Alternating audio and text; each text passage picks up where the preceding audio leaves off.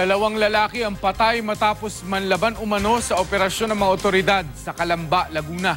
Libu-libong pisong halaga ng shabu ang nasabat din. Makibalita tayo kay Claire Lacanilaw. Sa anti-illegal drug operation na isinagawa ng otoridad sa Barangay Parian sa Calamba, Laguna, aabot sa mahigit 400,000 pisong halaga ng shabu ang nasabat. Sa parehong operasyon din napatay si Noni Matanggihan at Danilo Pisigan na kapwa ng laban daw sa mga pulis. 8 naman ang naaresto sa operasyon, kabilang 2 babae. Habang 5 naman ang nakatakas at patuloy na pinaghahanap ng mga otoridad. Patay rin sa bypass operation si Severino Pascua matapos daw magtangkang manlaban at tumakas sa Barangay Zone 5 Villasis, Pangasinan.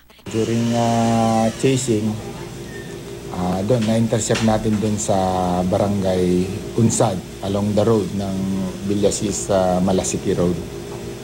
So nung na-intercept natin doon, binigyan natin ng pagkakataon na sumuko pero pinutukan niya yung tropa tsaka yung mobile, makikita mo yung tama, may mga tama doon.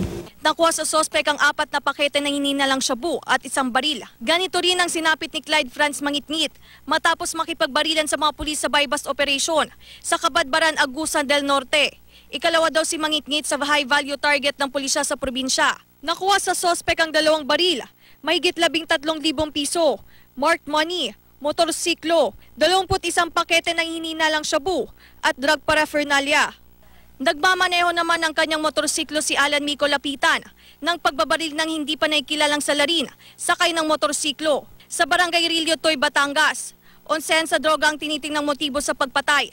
Nasa drugs watchlist daw ang biktima. Kasalukuyang empleyado ng munisipyo si Lapitan na dating sumuko sa Oplan Tokhang dahil sa pagiging drug pusher umano. Claire Lacanilaw, Nagbabalita, Pilipinas.